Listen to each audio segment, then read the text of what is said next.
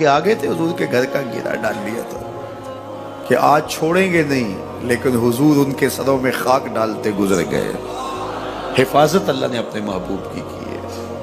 بلکہ حضرت علی المرتضیٰ کو بستر پہ لٹایا، علی میرے بستر پہ سو جاؤ، امانتیں دے کے تم بھی صبح آ جانا۔ حضرت علی بھی سو گئے، حضور کی حفاظت تو ہے ہی ہے، حضرت علی بھی سو گئے۔ جب صبح اٹھے تو انہوں نے دیکھا یہ تو علی المرتضیٰ ہے۔ اللہ اکبر، بڑے پریشان ہوئے کہ حضور کدھر گئے۔ اچھا کسی نے حضرت علی سے پوچھا کہ تمہیں کیسے نیند آ گئی؟ ننگی تلواریں لیے وہ گھر کے ارد گرد تھے اور آپ چادر اوڑے سوئے تھے حضور کے مغالطے میں، وہ آپ کو بھی تو نقصان پہنچا سکتے تھے۔ تو حضرت علی نے کہا حضور نے کہا تھا علی میرے بستر پہ سو جاؤ، صبح اٹھنا، امانتیں دینا اور مدینے آ جانا۔ مجھے یقین تھا سوؤں گا بھی، صبح اٹھوں گا بھی، امانتیں بھی دوں گا، مدینے بھی پہنچوں گا، اس لیے کہ حضور نے فرمایا۔ جب حضور نے فرما دیا ہے تو پھر ہو کے رہے گا۔ جب حضور ہجرت کرتے ہوئے جا رہے تھے نا، 100 سرخ اونٹ حضور کی گرفتاری کے لیے نام رکھا ہوا تھا۔ سراقہ بن مالک یہ حضور کو گرفتار کرنے کے لیے آگے بڑھا اور اس کی لالچ یہ تھی کہ اتنا بڑا انعام ہے مجھے مل جائے گا، لیکن اس کی سواری گھٹنوں تک دنس جاتی ہے، معذرت کرتا ہے، پھر ارادہ بدلتا ہے، پھر یہی ہوتا ہے۔ تیسری مرتبہ بھی جب ایسا ہوا تو سمجھ گیا کہ یہ تو میرے بس کا روگ نہیں ہے۔ اب اسے پریشانی ہوئی کہ جو آج اس حالت کے اندر بھی اللہ کی اتنی تائید کے سائے تلے ہیں، تو کل جب یہ دوبارہ پلٹیں گے اور مکہ ان کے قبضے میں ہوگا تو پھر میرے ساتھ نہ جانے کیا سلوک ہوگا۔ تو کہا کہ حضور مجھے امان لکھ دیجئے۔ تو حضور نے کیا فرمایا؟ سراقہ تو مجھے گرفتار کرنا چاہ رہا ہے، میں تیرے ہاتھ میں کسریٰ کے کنگن دیکھ رہا ہوں، میں تیرے ہاتھ میں کسریٰ کے، اس وقت کی سپر طاقت تھی کسریٰ، تو فرمایا میں تیرے ہاتھوں میں کسریٰ کے کنگن دیکھ رہا ہوں۔ تو حضور سے انہوں نے باقاعدہ امان لکھوا لی۔ اللہ اکبر۔ حضرت عمر کا زمانہ ہے، ایک جنگ میں حضرت سراقہ بن مالک بھی تھے، تو کافر قلعہ بند ہو گئے اور یہ جب ان کے اوپر حملہ آور ہوتے ہیں تو وہ اندر سے پتھر پھینکتے ہیں، فصیل عبور نہیں کی جاتی۔ تو سراقہ بن مالک کہنے لگے کہ مجھے آپ منجنیق میں ڈال کر کے ان کے قلعے کے اندر پھینک دو اور میں اندر سے جا کے دروازہ کھول دوں گا، تو پھر تم آ جانا۔ تو لوگوں نے کہا سراقہ کیا بول رہے ہو؟ وہ بڑی غلیل کی طرح منجنیق ہوتی ہے، کہا اس میں ڈال کے تجھے پھینکیں گے، جب تو گرے گا تیری ہڈیاں باقی نہیں بچیں گی، پھر وہ تلواریں لیے کھڑے ہیں تجھے زندہ چھوڑیں گے۔ تو حضرت سراقہ نے کہا مجھے کچھ نہیں ہوگا، اس لیے کہ حضور نے کہا تھا تیرے ہاتھوں میں کسریٰ کے کنگن دیکھ رہا ہوں، ابھی تک کنگن نہیں آئے، جب تک کنگن نہیں آتے موت آ ہی نہیں سکتی ہے۔ یہ یقین تھا ان کا، یہ اذعان تھا ان کا۔ تو حضور کی حفاظت اللہ نے اپنے ذمہ کرم پہ لی ہے۔ سوال یہ ہے کہ باقی بھی اللہ کے سچے نبی ہیں، ان کی حفاظت اللہ نے اپنے ذمہ کرم پہ کیوں نہیں لی اور حضور کی حفاظت اپنے ذمہ کرم پہ کیوں لی؟ باقی بھی کتابیں اللہ کی سچی منزل من اللہ کتابیں ہیں، ان میں تحریف راپ آ گئی، لیکن قرآن مجید کی حفاظت اللہ نے اپنے ذمہ کرم پہ لی۔ کیوں؟ تو اس کا جواب یہ ہے کہ اگر کوئی نبی شہید ہو جاتا ہے تو نیا نبی آنے والا ہے، اس کی جگہ کو پر کر دے گا۔ اگر کسی کتاب میں تحریف راپ آ جاتی ہے تو کوئی بات نہیں، نئی کتاب نازل ہونے والی ہے۔ حضور کی حفاظت اس لیے کی کہ اگر حضور بھی شہید کر دیے جاتے ہیں تو پھر حضور کے بعد تو کوئی نبی آنے والا نہیں ہے، اور کتاب اللہ کے اندر اگر تحریف کر دی جاتی ہے فَبِأَيِّ حَدِيثٍ بَعْدَهُ يُؤْمِنُونَ، تو قرآن کے بعد تو کوئی اور نسخہ نور نازل ہی نہیں ہونے والا، تو لوگ ہدایت، روشنی اور اجالا کہاں سے لیں گے؟ اس لیے اس کتاب کو بھی باقی رکھا گیا اور مصطفیٰ کی بھی حفاظت فرمائی گئی۔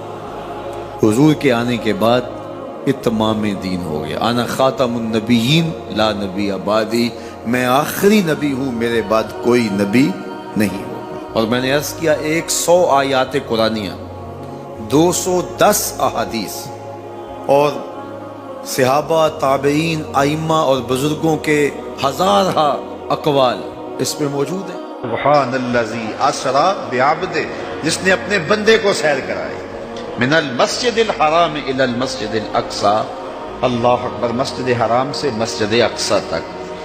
مسجد حرام سے اس سفر کا آغاز ہوا ہے۔ ام ہانی کے گھر میں حضور استراحت کر رہے تھے، دروازہ اندر سے بند کیا ہوا تھا، اور جبریل امین کو حکم ہوتا ہے میرے محبوب کو سر عرش لے کے آؤ۔ تو جبریل حاضر خدمت ہوئے تو دروازہ بند پایا، عرض گزار ہوئے مالک کیا کروں؟ کہا کہ تو نے دروازے کو دستک نہیں دینی کہ میرا محبوب تیرے لیے اٹھ کے دروازہ کھولے۔ اللہ اکبر، تو مالک کیا کروں؟ کہا چھت سے سوراخ کرو۔ اور جبریل نے چھت سے سوراخ کیا اور وہاں سے سمٹ کے حضور کے قدموں میں آ بیٹھے۔ صحیح حدیث میں آتا ہے جبریل کے 600 نوری پر ہیں، ایک پر کھولے تو شرق سے لے کے غرب تک، شمال سے جنوب تک پھیل جائے، اور اتنے بڑے بڑے 600 پر، تو 600 پر جس جسم پہ ہوں گے وہ جسم کتنا بڑا ہوگا۔ معراج کی شب چھوٹے سے سوراخ سے آیا، دنیا کو بتایا کہ محبوبوں کے در پہ آئیں تو بڑے ہو کے نہیں، چھوٹے ہو کے آیا کرتے ہیں۔ تیرے ہندیاں سندیاں محبوبہ، اگر آپ کی توجہ ہو تو، تیرے ہندیاں سندیاں محبوبہ، میں کافر ہوا جے میں ہوا۔ اپنے وجود کی جب تک نفی نہیں نہ کی جاتی کچھ ملتا ہی نہیں ہے۔ جبریل سمٹ کے حضور کے قدموں میں آ بیٹھا، محبوب اب بھی سوئے ہوئے۔ اللہ اکبر، تبارک اللہ، شان تیری تجھی کو زیبا ہے بے نیازی، کہیں پہ جوش لن ترانی، کہیں تقاضے وصال کے، کوئی کوہ طور پہ جا کے کہہ رہا ہے رب ارنی انظر الیک، مالک دیکھنا چاہتا ہوں نقاب اٹھا دے۔ جواب ہوتا ہے نہیں نہیں تم نہیں دیکھ سکتے، اور ادھر محبوب سویا ہے، جبریل حاضر خدمت کھڑا ہے، محبوب اٹھو، رب انتظار کر رہا ہے۔ وہ جبریل قبل قدمہ، میرے محبوب کے قدم چوم لے۔ تو جبریل نے اپنے کافوری ہونٹ حضور کے قدموں پہ رکھ دیے۔ قبل تفعیل ہے، تفعیل کثرت ماخذ چاہتا ہے، یعنی اس کا معنی یہ نہیں کہ ایک بار چوم، اس کا معنی ہے بار بار چوم۔ تو جبریل حضور کے قدم چوم رہے ہیں۔ بشر تے چادر تان کے ستا، نور چمے پہ تلیاں، بشر تے چادر تان کے ستا، نور چمے پہ تلیاں، جس دی خاطر سجیاں ہویاں نے عرش بری دیاں گلیاں۔ بشر تے اگے وددا ہی جاوے، دوری رہ گیا تھلے، جس ویلے انہوں ود دیاں ویکھیا، آکے بلے بلے بلے، کوئی حد ہے ان کے عروج کی، بلغ العلاب کمال۔ حضور علیہ السلام کو ام ہانی کے گھر سے حتیم میں لایا گیا، صحیح حدیث ہے۔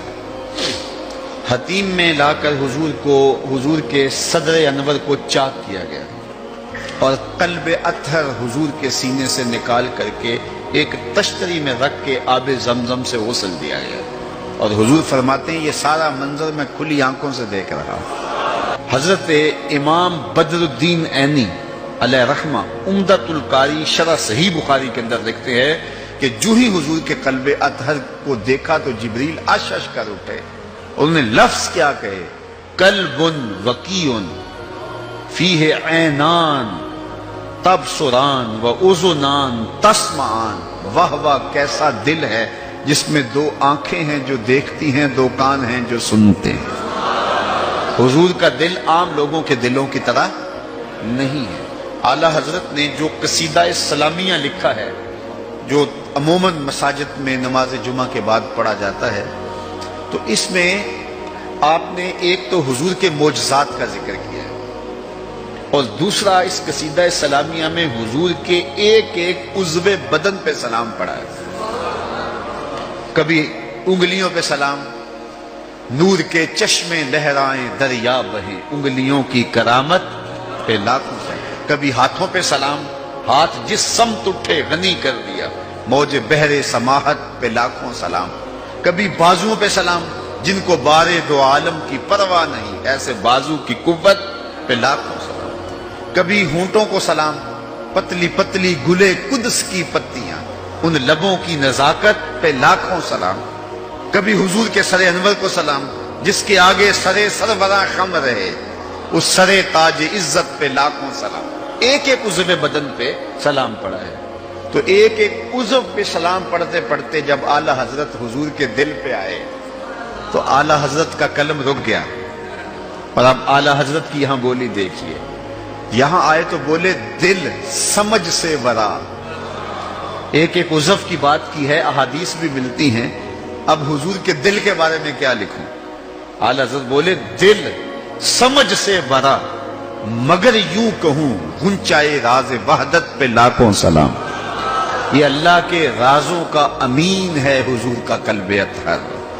اللہ اکبر، کائنات کی سب سے بڑی حقیقت حضور کا قلب اطہر، وہ دل جس میں خدا کے جلوے سموئے ہوئے ہیں۔ اللہ اکبر۔ حضور فرمایا تنام عینایا ولا ینام قلبی، لوگوں سنو، میری آنکھیں سوتی ہیں، میرا دل نہیں سوتا۔